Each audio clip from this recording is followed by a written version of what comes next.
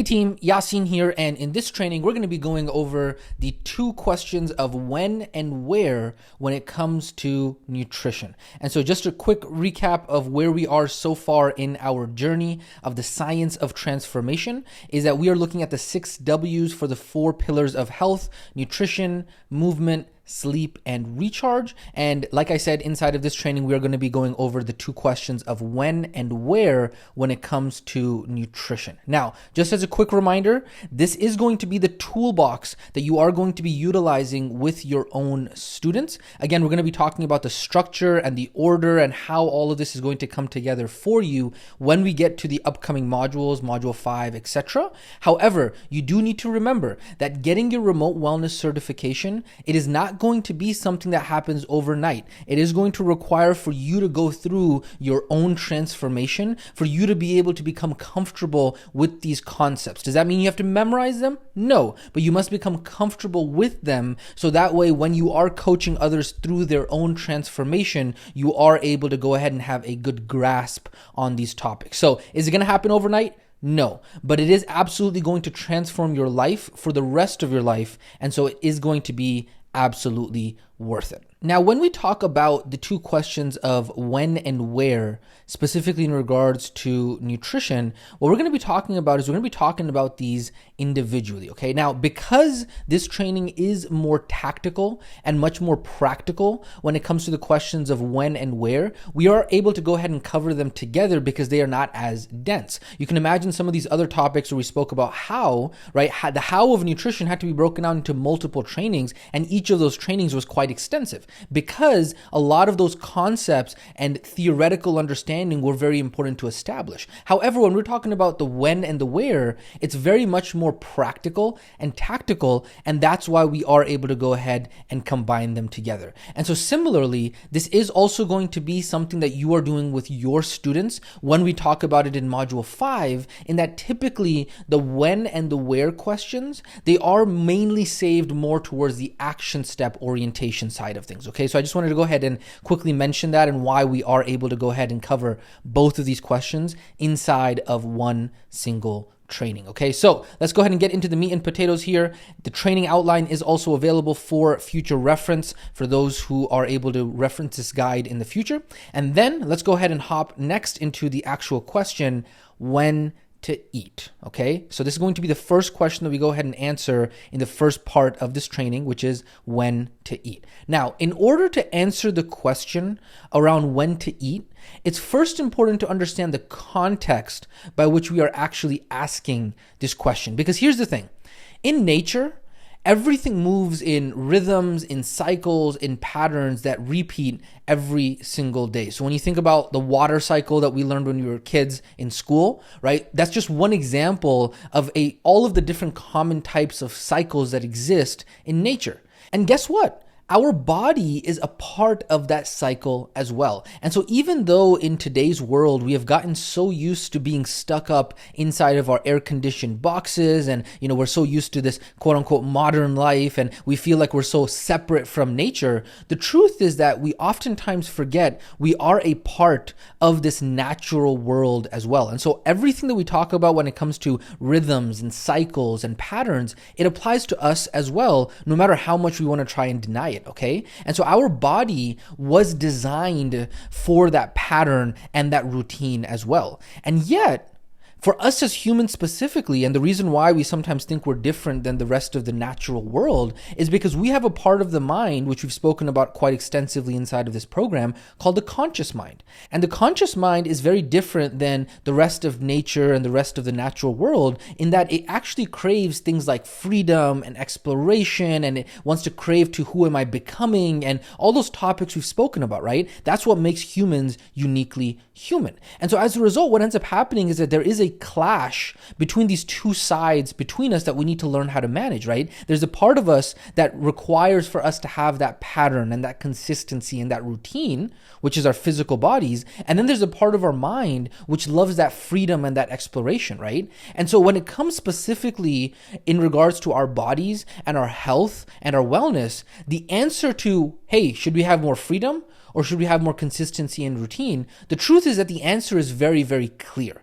Because the truth is that the routine and the consistency is what our body needs in order to really be able to live its best life. In order for us to have a life that is fully healthy and well, it requires for us to have that routine, okay? And so this applies not only to the topic of nutrition, but also to all of the other pillars of health as we start to explore them in upcoming trainings. When we talk about movement, when we talk about sleep, when we talk about recharge, you're gonna notice this theme when it comes to the question of when to sleep, when it comes to the question of when to move, when it comes to the question of when to recharge. It's the same theme here, the same that we're talking about when to eat. And so in other words, even though our mind loves freedom, our body loves routine, okay? And so by understanding this, we can start to really manage the struggle that happens between those two parts of ourselves, okay? And so this is a cool graphic that we went ahead and put together for you guys to really cement this idea that our mind loves freedom,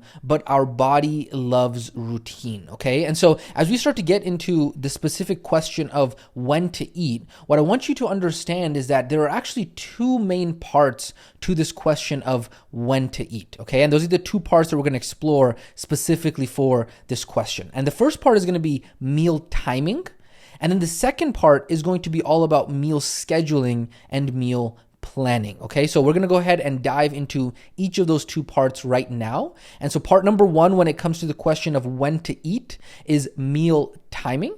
And so what is meal timing? Well, meal timing is exactly how it sounds. It's about the timing about when you're actually going to eat your meals. And really the objective and the ultimate question that we are asking here is, how do we time our meals in a way that actually increases energy and increases digestion while reducing stress, inflammation, and also balances blood sugar, right? And so that's why when we talked about what to eat and balancing blood sugar, it's very much related to this topic as well. So it's really all one cohesive understanding of health and nutrition, right? And so that really is what meal timing is. And there are a number of benefits to having consistent meal timing, okay? Some of those benefits include, number one, reduced cholesterol, reduced resistance to insulin, reduced overall risk for developing heart disease, needing less food overall when you have consistent meal timing. So those who have more irregular meal timings, they end up having more cravings and more urges and those kinds of things. And then on top of that, keeping blood sugar levels stable. When you're able to handle your blood sugar levels and you keep them stable, you're not having these spikes and then all of a sudden having these crashes, right? What we talked about in riding the blood sugar roller coaster in a previous training. That's also another advantage of having consistent meal timing. And then finally, keeping us from getting ravenously hungry. And so that way we don't binge, right? Otherwise we get to the point where we say, you know what? I don't care what in the world I shove in my mouth right now, as long as it's somewhat edible, right? I'm going to go ahead. I'm just so hungry right now. I'm going to shove it into my mouth. We want to avoid that because then we end up going so limbic and we end up in such a limbic stress eating mode that we make poor decisions. Now, obviously there are more than the benefits that are listed on the screen right now. I'm sure you could come up with another dozen off the top of your head, but these are some big ones that I did want to go ahead and cover. And so the bottom line is that really in order for us to be able to maximize the digestive power, the energy, we need to start connecting our meal times to cycles and the rhythms and the routine of nature. What we really need is that consistency, right? We need to understand, okay, hey, we're aligning ourselves with the way that the body naturally works. And so how do we actually do that? How do we actually align ourselves with the way that our bodies naturally work? And so in order to answer that question, we've gone ahead and put together some meal timing tips for you.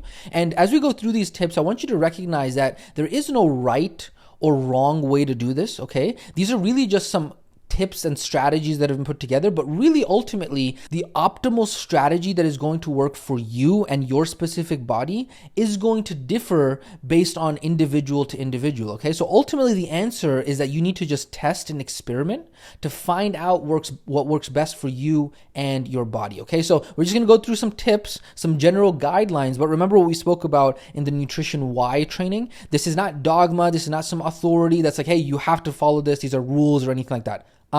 General guidelines, and then over time we can start to refine and notice and observe and experiment so we can find out what works best for our specific bodies, okay? So let's go ahead and hop into tip number 1.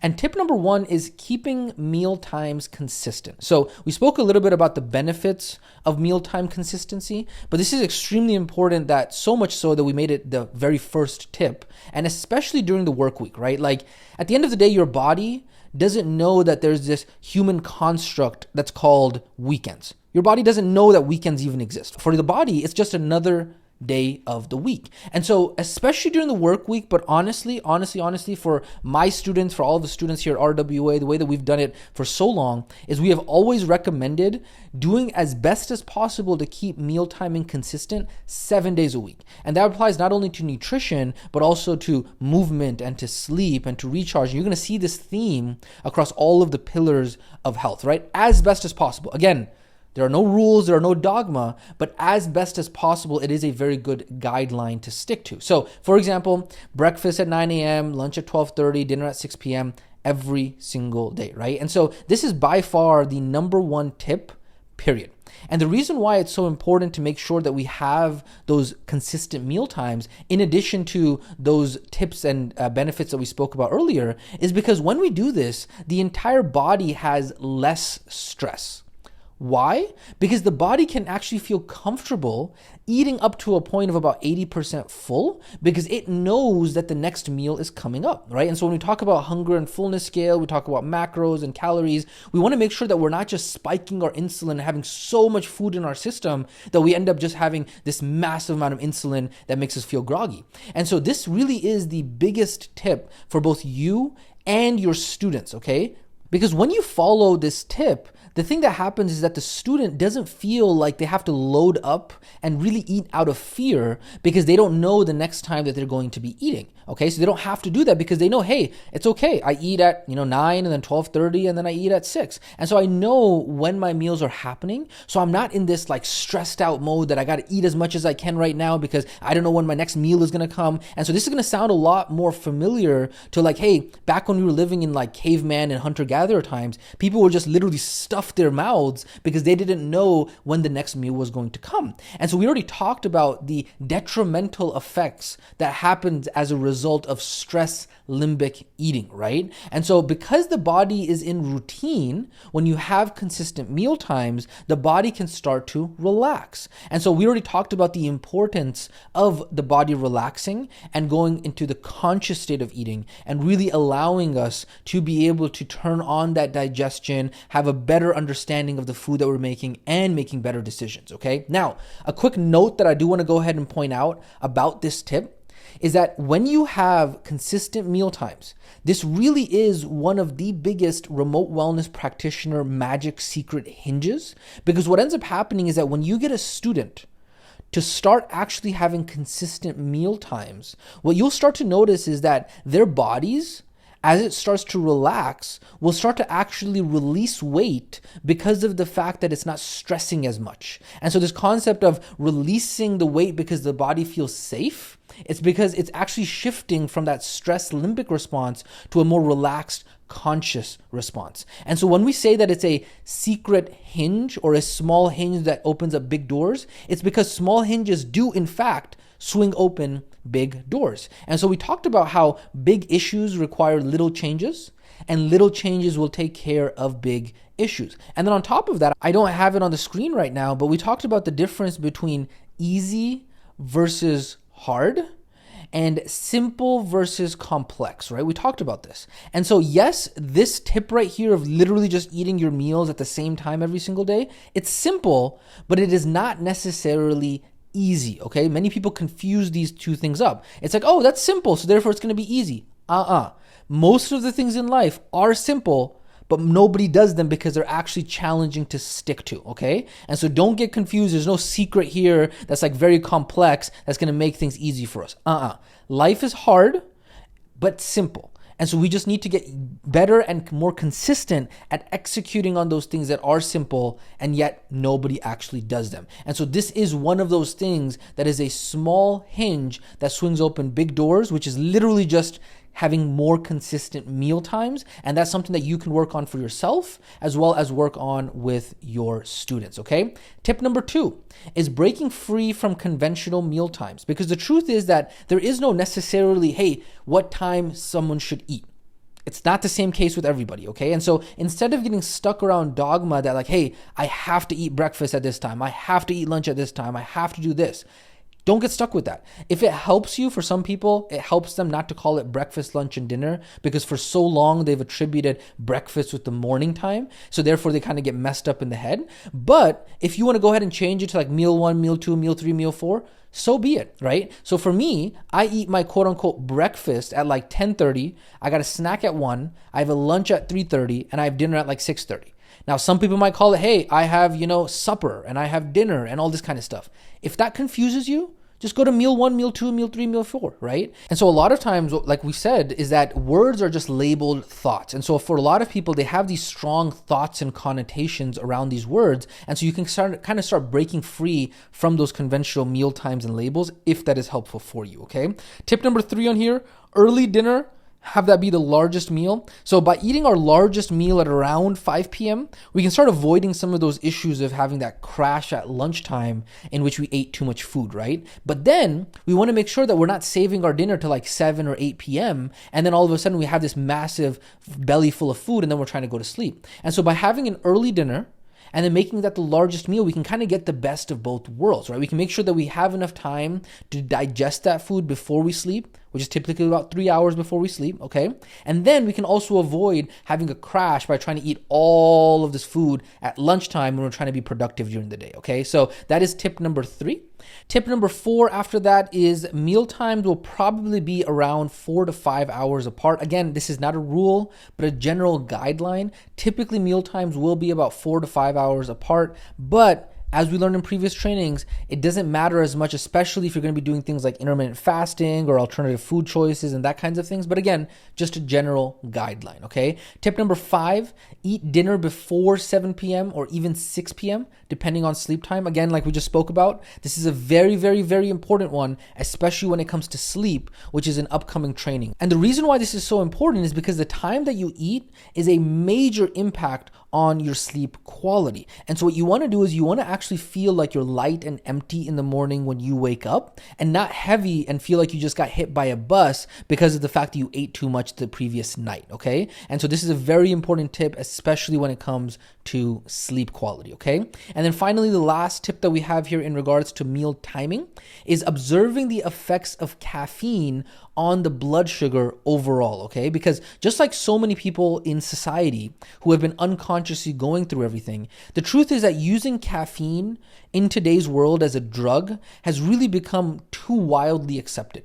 And people just start taking caffeine at such a young age without even questioning, hey, why am I taking this caffeine, right? And the truth is that caffeine hides a lot of energy deficits, okay, and deficiencies. And so if you or your student ever struggles with mood swings, energy dips, anxiety, sleep, right, that might be an indication that caffeine may not be your friend. Now, I do want to go ahead and point out something very important here. It is important to keep in mind scope of practice, okay? If you have students who are on anxiety medications or depression medications or things like that, you have to understand that as remote wellness practitioners, we're providing advice and guidance. We are not medical professionals, and so we don't mess with those kinds of things. You want to make sure that they are consulting with their medical professional. We're not going to be like, yo, just get off of this caffeine and all of a sudden you can let go of your prescriptions. There are bigger things at play. This is a very complex issue. And so no matter how much we may agree or disagree with the current medical system, we don't want to get ourselves in trouble by going ahead and giving such prescriptions or anything like that, okay? So just a quick note there in terms of scope of practice, okay? But at the end of the day, what we do want to do is we do want to go ahead and recommend for our students to explore and experiment, okay? Now, this does not mean that we should just drop caffeine, because obviously that can be very difficult for a lot of people as well. But that does mean that we should explore our relationship with caffeine, and we want to be curious and really observe, right? We want to adjust. Hey, how much is the amount of caffeine that I'm drinking? And if it's possible for me to be able to drop my caffeine to maybe 0 for a few days or a few weeks, right? Especially a few weeks if somebody's been taking caffeine for a long time, they need to get it out of their system. So that way we can actually figure out what our true energy levels are without caffeine. And then what that allows us to do is it allows us to really figure out, okay, what is our true energy levels? And how do those true energy levels change based on a lot of different factors, right? Because what ends up happening is that if we're taking caffeine, but then let's say the food is affecting our energy, the sleep is affecting our energy, the meal timing is affecting our energy, all of those things are kind of hidden because of the fact that the caffeine is hiding a lot of those deficits. And so once we actually can get ourselves off of caffeine and really start to approach it with this conscious understanding and deliberate understanding of, hey, wait a second, I want to use caffeine as a tool and not as a crutch, okay? And then once we have this baseline, we can then choose, according to our own free will, if and when we want to drink caffeine, right? Because we choose to, not because we have to, okay? And that's a very, very, very important distinction, okay? Now, in order to help with navigating this entire world of coffee and caffeine and tea, what we've gone ahead and done is we've compiled from a number of sources something called a how-to coffee and tea guide, okay? And so what I'm going to do here real quick is I'm going to go ahead and go over to a quick mini training that's going to walk you through this how to coffee and tea guide, only because I want you to see it so that way you know it is a reference for you inside of this guide and a reference for your students. So let's go ahead and cut over to that now. All right, welcome to this quick guide about the how-to coffee and tea. Now, just as always, if you do need this, you can go ahead and make a copy. However, I do want you to know this is an electronic format. We just went ahead and compiled this from a lot of different sources out on the internet and programs that we've been through and certifications that we've gone through and that kind of stuff. I'm not even going to zoom in here because it really is here just for reference. But the first part of this says how to coffee tips. So it talks about facts about caffeine in coffee, the quality of coffee, what we put in our coffee, should we quit drinking coffee, how do you quit without losing your mind, additional strategies, and then there's also how to tea tips, okay? So specifically around green tea, processing green tea, selecting green tea, buying strong green tea, preparing green tea, all of that again is there just as a reference. Again, not something you got to memorize, not something you got to know, nothing going to be quizzed on, nothing going to be graded on, just there for a reference so that way it is planting the seeds and you know where this is at whenever you need this, okay? So with that being said, let's go ahead and hop back over to the main training because that is the how to coffee and tea guide. All right, welcome back. So that was the quick guide on how to coffee and tea. We went ahead and put that together for you guys from a number of resources that we found out on the interwebs because we found that it was something that was a valuable resource for you. But ultimately, what I want you to remember is that these are all really just tips and tools in your toolbox to be able to help students find their ideal meal timing and really how many snacks and meals and things like that are best for them and their body, okay? So remember, these are just tools and tips, and you are going to be able to come back to them and reference them later as you are working with your students. And so this is not something that you need to memorize, and you do not to be like, oh, what are the 6 tips or something like that.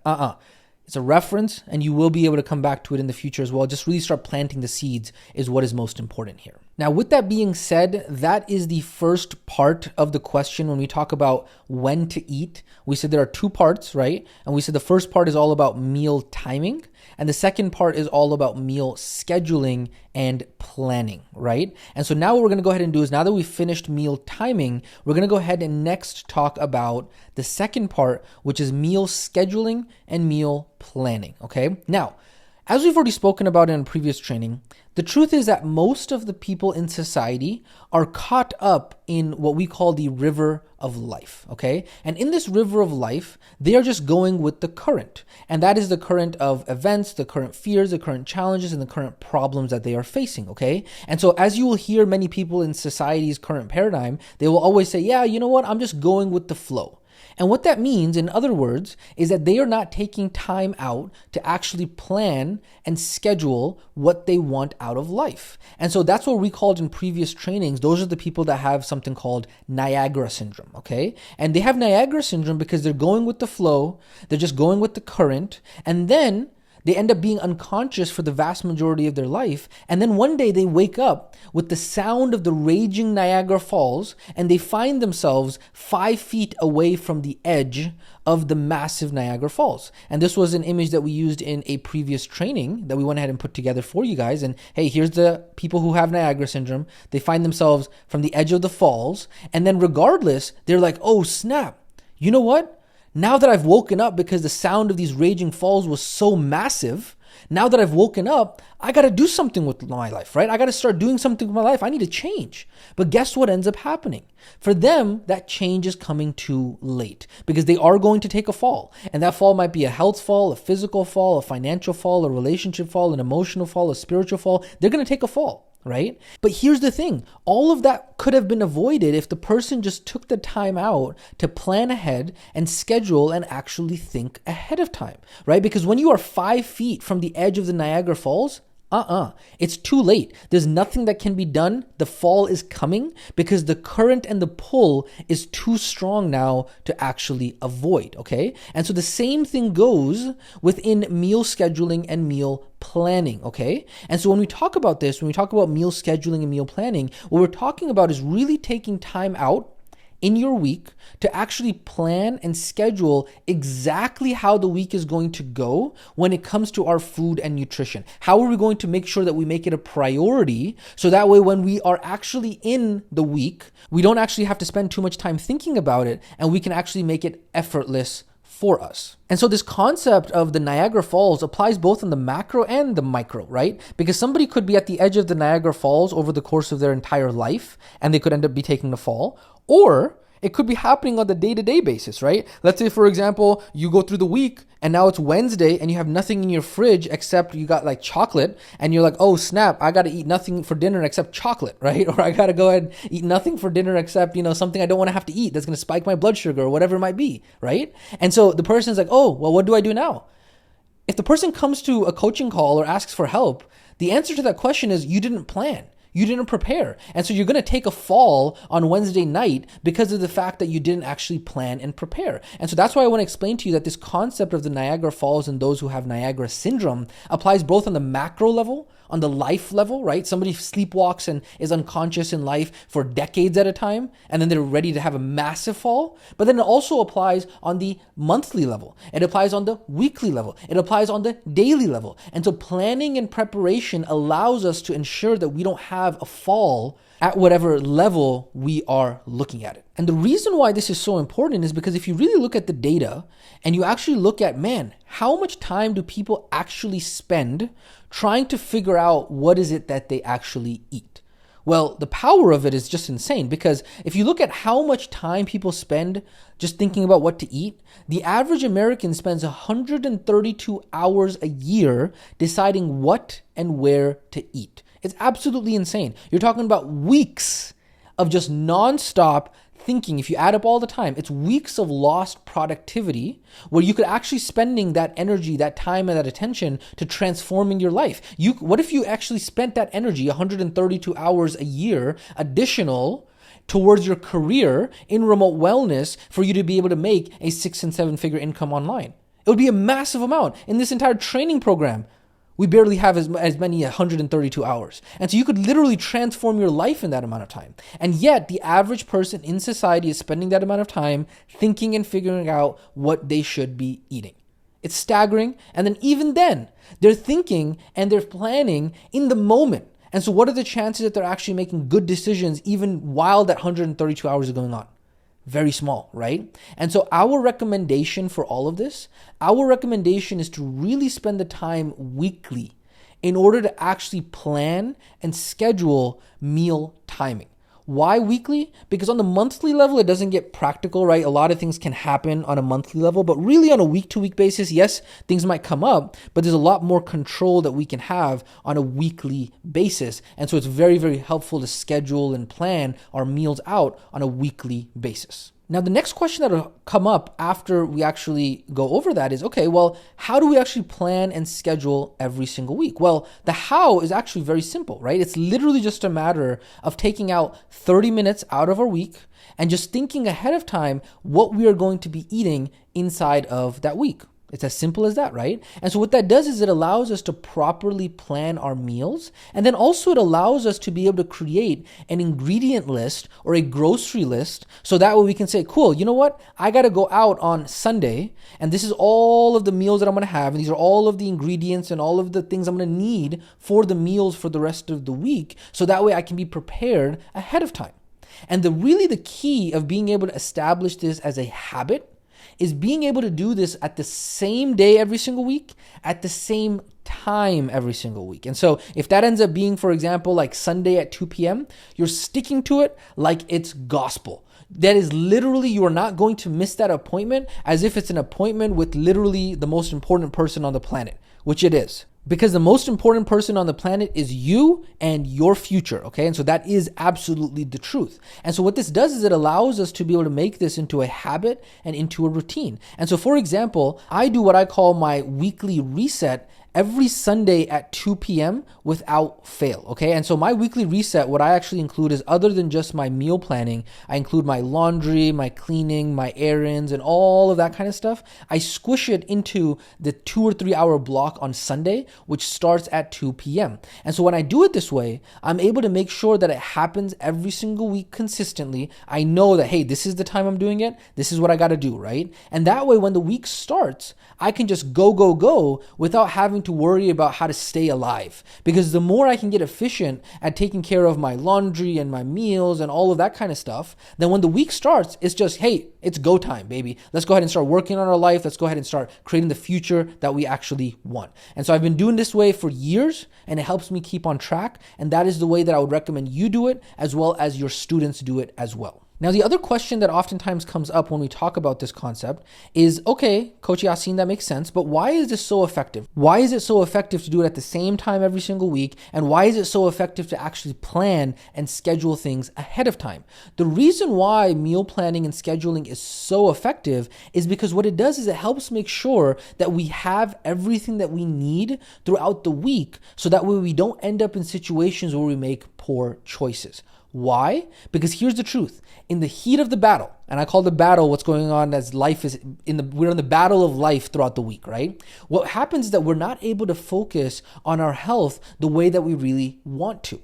And so in other words, the battle of health is won before it is fought. And so this is a concept in strategic planning and strategy as a whole that has been known for centuries, right? Here's Sun Tzu. He said every battle is won before it is fought. And so in strategy, this is something that is very, very, very well known. It's just that so few people actually implement it, okay? And then on top of that, it allows us to be able to budget for things like the 20-minute meal, which is things that we've learned in other previous trainings. It allows us to budget for conscious eating, all of those things, which then compound so that way we're not eating out of stress, okay? And so imagine realizing that you don't have inside of your home the things that you need in the middle of the week. But also you don't want to have to go to grocery shopping now, and it's like a Wednesday evening. And so at the end of the day, you end up settling for whatever junk food you had sitting around, which isn't really helpful for your goals, right? And so you need to remember this. Every single battle is won before it is fought. When you actually plan and when you actually prepare,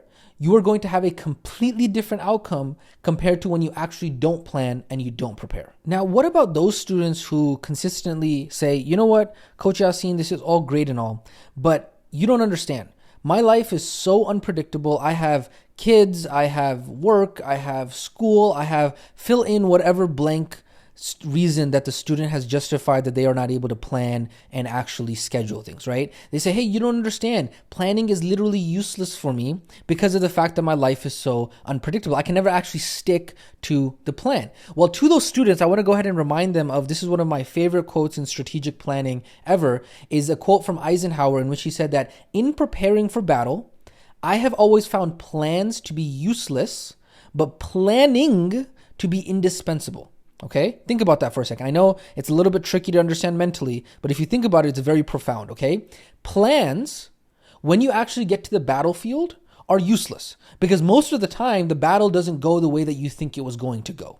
However, the planning process is indispensable because what the planning process does is it goes ahead and sets up hypotheses and understandings of, hey, these are what's going to happen in the battlefield. How can we mix and match and how can we be prepared? And so when we actually plan, it's not about the plan in and of itself that is beneficial for us, but the process of planning that allows us to be able to make changes when we are in the battlefield, when we are in the middle of the week. And so by doing the planning process, even if you do have a chaotic life, you will still end up being so much better off, even if you didn't end up following the plan, which I'll be honest, 90% of the time, 99% of the time, whatever plan you make about life is going to throw that plan out the window. However, planning is what is truly indispensable, and that's why it's so important to stick to, okay? And so ultimately, when we talk about planning and doing all this stuff, it really is another one of those small hinges, right? This concept of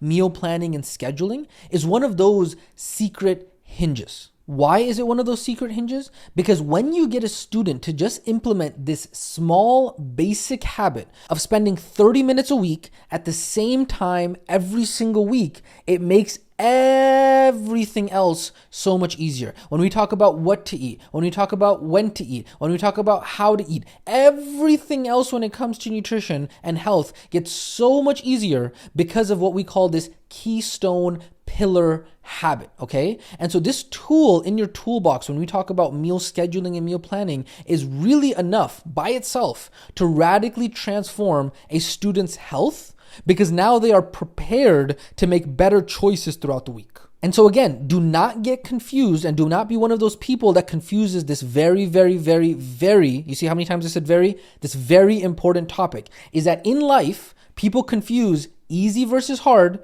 and simple versus complex, okay? So just because something is simple, they think, oh, it's simple, therefore it will be easy. Most of things in life are very simple. And so most of the people are actually looking for like, oh man, that's too simple. It can't be the answer. I got to go find that complex, magical secret that exists out there that somebody else might have. It doesn't exist. It's simple, but then you actually got to stick to it. And that's why everybody's out there looking for the magic bullet, because they don't actually want to put in the dang work. And putting in the dang work is what is hard. And that's why it's difficult for them to stick with it, okay? And so it's simple, but hard, okay? Simple, but hard. Not easy. So don't get those things confused. Just because it's simple, don't write it off. It's even simpler not to do. And so that's why you actually have to make sure that you do it, because ultimately champions and successful people are born from just doing the simple things over and over again. And so when we talk about the topic of when to eat, that really was the two parts of this entire question, was meal timing and meal scheduling and planning. So that's what we've gone ahead and discussed now. And what we're going to go ahead and do right now is we're going to go ahead and talk about the actual activity that goes along with this question of the nutrition when. Okay, so what we're going to do is inside of this activity, we are actually going to practice both parts of that formula of when to eat, and really figuring out our ideal meal times that work best for us, as well as scheduling and planning our meals for the rest of the week. Okay, so we're going to go ahead and hop over to the quick mini training that is going to go ahead and talk about the nutrition when activity. All right, welcome to this quick mini training about the nutrition when activity, okay? And so just a quick reminder, just like all of the other activities inside of this training, make sure you click on File, make a copy, because you will not be able to edit this exact template, so make sure you make a copy of it. And then this specific activity is going to be broken up into two parts, okay? So there's part number 1 and then part number 2. And part number 1 is the 3-day meal timing observation. And then for the second part, instead of it being an experiment, we actually have a weekly meal planning template for you. Okay, so I'm going to walk you through what the actual worksheets look like and how powerful these are actually going to be for you. Okay, so instructions for part number 1. In the first part of this activity, you're going to go ahead and keep track of what times you eat your meals. Because remember, what gets measured gets managed. It's very important. When you measure things, you can actually manage them. Now, for the first 2 days of this activity, you're just going to observe typically what times you are eating lunch, breakfast, dinner, snack, whatever it might be, right? Meal 1, meal 2, meal 3, meal 4, okay?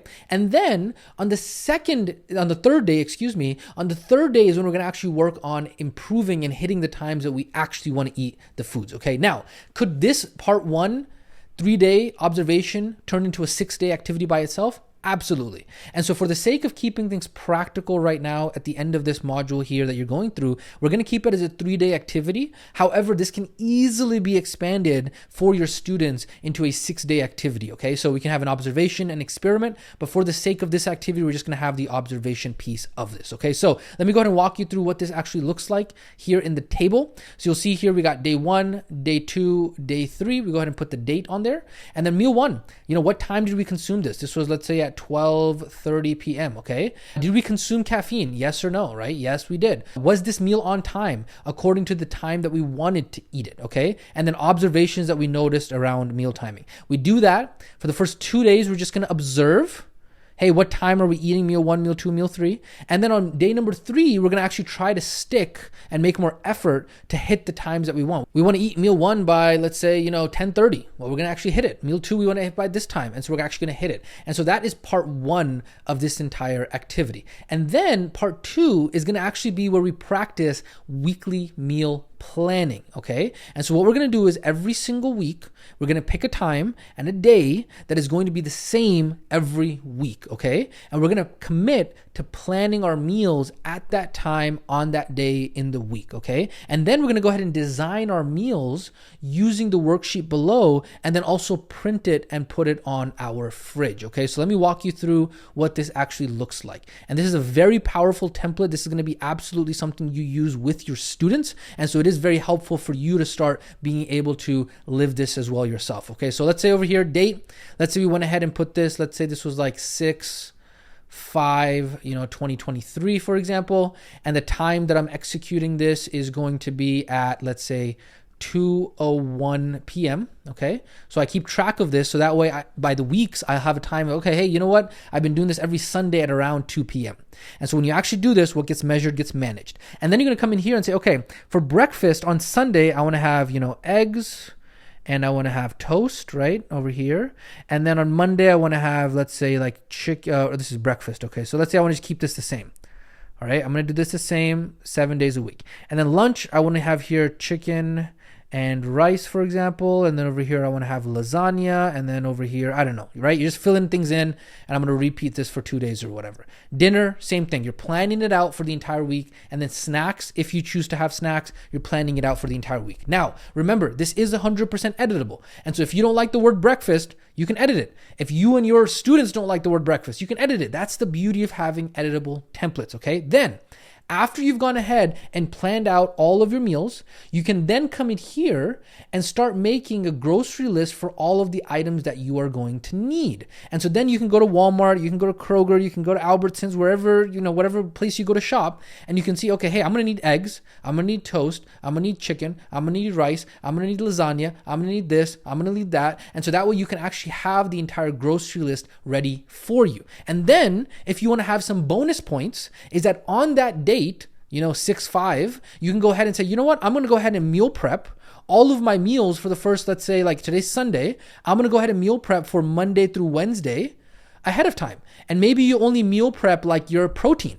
because typically it is the protein that is the hardest to cook, because usually bread, you just toast it or something like that. So you go ahead and cook your protein for the first 3 days, 4 days, 5 days, 6 days. To this day, my family, we actually cook all of our chicken for the entire week on Sundays. So that way the chicken is ready to go. And then that way, whenever time comes, rice is easy to cook. You put in the rice cooker, right? It's very easy to go ahead and make other stuff, but the protein is usually the one that takes the most amount of time to cook. So rather than having to do it throughout the week when we're busy and we want to do other things, we have everything prepared so we can make proper choices. And so that's what we talk about when we talk about the battle is won before it is fought, is right here, where you plan everything and you do it consistently every single week. So that way you don't end up with Niagara syndrome halfway through the week and then you're ready to take a fall.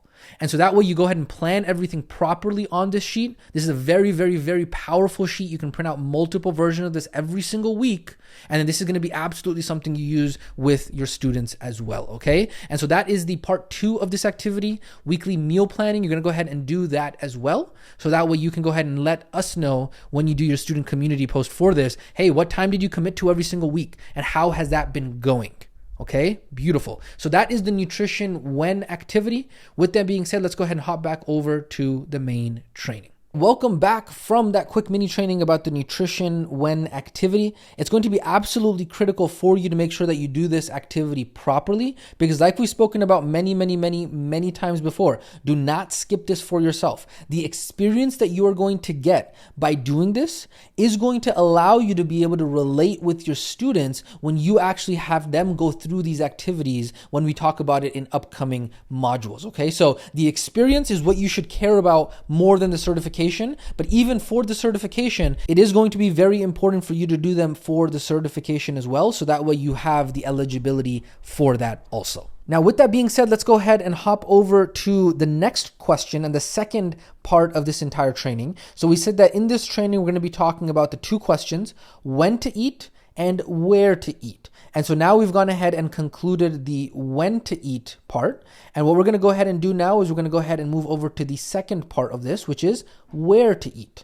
Now, typically when people hear about where to eat, they're thinking about location, right? Hey, should I eat in my house? Should I eat outside? What should I do? Where am I eating? And although that is part of the equation when we talk about where to eat, really when we talk about where to eat, what we are talking about is that it's all about the environment. And we're really setting up our environment to be able to have the most amount of success when it comes to nutrition. One of the simplest and easiest ways that we can set ourselves up for success when it comes to healthy eating and nutrition and conscious eating and really making all of what we've discussed inside of this module our norm, our new normal, is really clearing the clutter from places like our kitchen, our home, and any area that is really involved with food and nutrition, okay? So essentially what we're talking about here is that it's going to be very similar to the clearing the clutter activity that we did in module 1, but specifically around the areas in our life that deal with food, okay? And so I want to go ahead and emphasize this. I'm going to go ahead and walk you through 5 areas of our life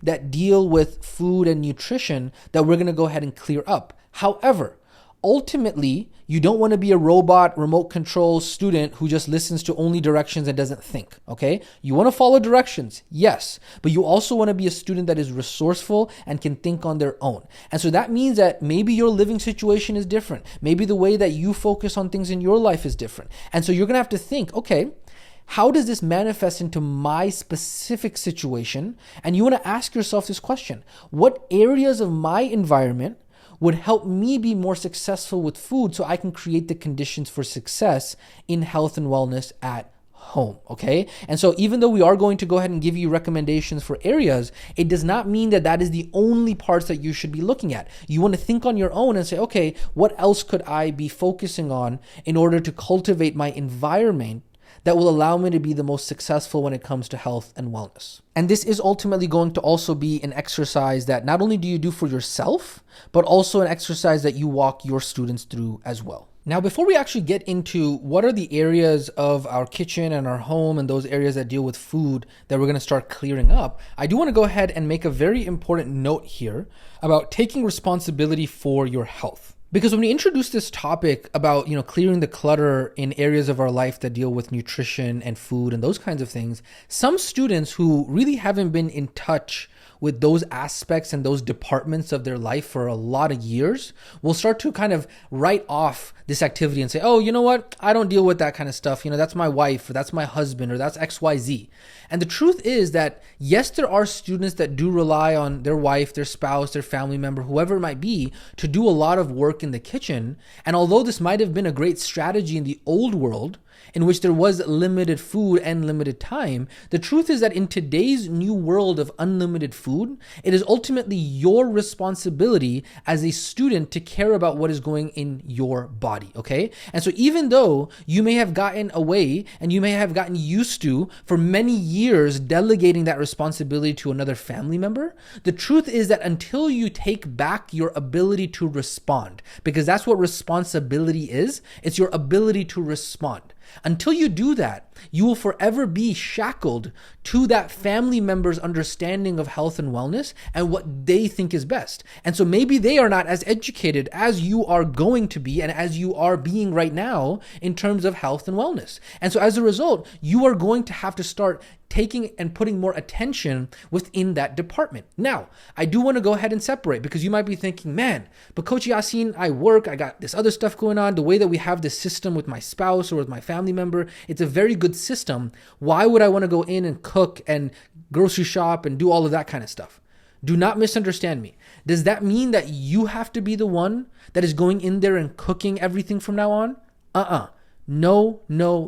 That is not what we are talking about here. What we are talking about here is you being at least familiar and engaged with what is going on in the process of health and nutrition within your household. And so if you are the man of the house or the woman of the house and you haven't been involved in this area of your home for many years, well, guess what? It's time to change that, because especially in today's society, right? It is very common for men to just rely on their wives to just handle this, or vice versa. But the more engaged and active you are in this area of life, the more you are going to be informed with what is going on inside of this department. And a lot of this also has to do with finances, right? Hey, what are we purchasing in terms of groceries? How could we allocate our finances and our grocery budget every single month towards things that actually empower us and serve us to get to our health goals, rather than things that take us away from where it is that we want to go, right? Now, remember, this does not mean that you have to be the one who's spending the time doing everything now. It just means that you're spending some attention to it so you can be engaged and active within it. And so I would highly recommend the activity that we are about to go through right now. If you have a family member who is handling, quote unquote, that department right now, then you do this activity with them and you get them on board with everything that you are learning here. Now, if you are the type of person in your household dynamic that is responsible for this department, then flip the script. Get other people involved as well, so that can take some load off of you. And so you might have the opposite issue, where you're the one who's handling everything when it comes to the kitchen and the food and that department, where it's time for you, if you have kids, if you have a spouse, if you have other people in your life, you can start to get them involved as well, okay? And so this really is a note for those people who have delegated for so long this department in their life, and it's time to really reclaim that responsibility again whenever possible. Okay, so there really is strength in numbers, community, and family. And so if you are trying to create all of this change alone in your home, then you are sure to fail, because everybody has their own habits and routines and that kind of stuff. Now, if you're a single guy or gal who's living all by themselves, hey, it's easier for you because you can incorporate whatever change you want because you're the one who's in control of it. But for those who aren't in that situation, it's very important to understand exactly what it is that we are talking about here and the importance of getting the rest of the family involved as well. And so with that being said, let's go ahead and hop into the actual clearing the clutter in your nutrition environment section of this training. Now, just as a recap, what is the value of clearing the clutter, right? We talked about this in module 1. I want to go ahead and emphasize this again. Number 1 is that physical objects actually take up space in your mind, right? There are many studies that prove this, is that when you have physical objects everywhere, you may not even realize it, but it is taking up space in your thinking capacity, in your decision-making capacity. And so you need to really start to clear things up. That's why there's the minimalism movement that has really prospered and thrived in today's world, is because it's based off of this concept. Okay. Number 2, your external world is a reflection of your internal world. Okay. So if you can reverse engineer clearing out your external world, what you're doing is you're sending the message internally that, hey, there are shifts that are coming up in regards to health, nutrition, and food, and it's time to take those things more seriously. And then finally, point number 3 here is, if everything is important, then nothing is. And so what you want to do is you want to eliminate as much as you can for the sake of the things that are actually important. Because if everything is important, then that means that nothing is actually important, okay? And so bottom line, what we are doing here when we talk about this is what we are doing is we are creating the space for the new in our lives related to food and nutrition. And so what does that look like? What does it look like for us to actually start to create that space? Well, we're going to go through a couple areas and some walkthrough in terms of how we're going to do this, okay? So food area number 1 really is the fridge, the freezer, and the pantry, okay? So too often we end up collecting things in our fridge, in our freezer, in our pantry that don't really support us on our nutrition and health journey, okay? So some of those things could be expired, so we can't even eat those things. And then on the other hand, some of those things could be things that we bought when we were not conscious, we were buying things that were really spiking our blood sugar, things that don't serve us on our goal to where we want to go. And so it's time to really clear those things out, right? And so a couple of things that we can do for this is, number one, checking expiration dates and tossing out expired products. We can wipe down and wash shelves in the pantry, cabinets, refrigerator, and freezer. So that way we can start to make things clean again and inspire us to actually be spending more time in this department, right? We can start to identify foods that are tempting snack foods that are inside of our pantry, and we can put them in a box and put them into a shelf on a different closet. This is a strategy that my family has used for many years, is that, let's say, for example, we want to have, chips and cookies and chocolate and that kind of stuff in the house because it's nice to have every once in a while. However, it's not nice to snack on in the middle of a day or something like that. And every time we open up the pantry, we see those snacks and we want to just snack on them. And so instead of just getting rid of them completely, what we do is we put them in a box and we go ahead and put them in a different closet on the very top shelf, because it takes more effort for us to have to get them out and then out of sight and out of mind. And so on those days, on those weeks, whenever we are going to go ahead and budget it inside of our caloric intake, and we actually do want to have those cakes and the cookies and those, chocolate and all that kind of stuff, it's there in the home, but it's not necessarily readily available for us. So that's an amazing strategy that we want to go ahead and utilize. And then also having conversations with family members in order to reduce the purchase of bringing foods into our home that are not going to serve us in terms of where we are trying to go. This is a very, very, very important step that when you get on the same page as the rest of your family members, as the rest of the people that are living in your environment, it's going to allow you to be more successful and help them as well. And so that is food area number 1 for us to start clearing the clutter. Food area number 2 is utensil drawers and silverware. Okay, so what we're going to do here is really going to go through our utensil drawers and look at what is the most useful items for us to keep and what isn't as useful for us anymore, right? We want to look at things like to-go cups and Tupperware. Sometimes we've lost the lid for them years ago and we just end up keeping them for no reason, right? And so those are things that we can look at donating and really maybe even donating all the ones that we have extra of. And then on top of that, maybe our cutlery, emptying out our utensil drawer and really keeping only the really high quality silverware, the utensils, the wooden spoons. Sometimes we end up with so many wooden spoons and spatulas that we can't even close the drawer, right? And so what we can do here is really start to clear out the utensil drawer and the silverware, so that way it's very easy for us to have a very good system around our nutrition and our food, okay? And then food area number 3 is the cabinets. Again, clearing out extra gadgets. Maybe we still have that old coffee maker that we're keeping around for whatever reason. We can consider selling it. We can consider donating it, whatever that might look like. And so what we can do is we can really focus on finding 3 unused gadgets or items that we can go ahead and donate for food area number 3.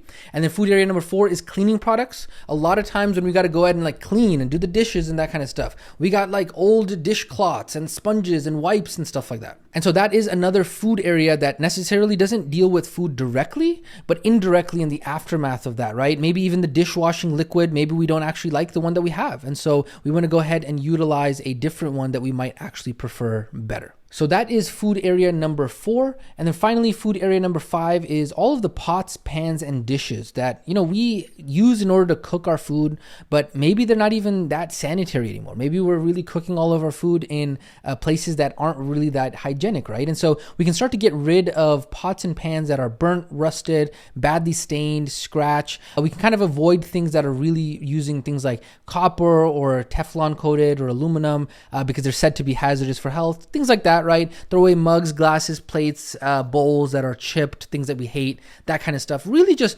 cultivating a very good environment for us to feel good about the nutrition and the food that we are eating and the entire process by which all of that is included in. Okay. And so that really does take us now to the last activity and the second activity for this training, which is the nutrition wear activity. And what we are doing inside of this activity is we're really implementing everything that we just briefly went over, but we're actually going to do it now. And so we went over it kind of like a high level view, but what we're going to do is we're now actually going to take that and put it into practice. Now, one thing I want to go ahead and emphasize here, remember, you don't want to be a remote control student. Just because we spoke about these 5 areas doesn't mean that there isn't a 6th, 7th, 8th, and 9th area in your life life that deals with food and nutrition that you can work on clearing up, right? And so you want to ask yourself, hey, what areas of my environment would help me be more successful with food so I could create the conditions for health and wellness at home, okay? So again, this is going to be an exercise that you do for yourself as well as for your students or with your students. And so with that being said, let's go ahead and hop over to the mini training that is going to talk about the nutrition wear activity. All right, welcome to this quick mini training about the nutrition wear activity. Just as a quick reminder, as always in all of these activities, you want to make sure you go to File, make a copy, because you will not be able to edit this template. And then I would just go ahead and make a plea to you here, okay? Is that we've talked a lot about simple versus complex, easy versus hard, is that I would say for the sake of your future self, for the sake of your students, I'm really going to go ahead and ask you to prioritize doing this activity. And the reason I say that is because a lot of times when we look at these activities, and especially this deep as you go through this module, there's a lot of activities, you're doing these activities, and the way that I like to frame it in my head when I'm going through these activities, whether that be the first time I did this, years ago or whatever, is I really look at it that my future self and my future is begging me to go ahead and do this so that way it can be free to have the life that it will have in the future. And so when you approach it with that mindset, it allows you to really make sure that you are maximizing every activity and you're not doing it because you're sacrificing, I don't want to be uncomfortable right now, or I don't want to spend the time and energy right now. But if you look at it like, hey, your future self, your future students, your future family is going to thank you for doing that. And so it really helps you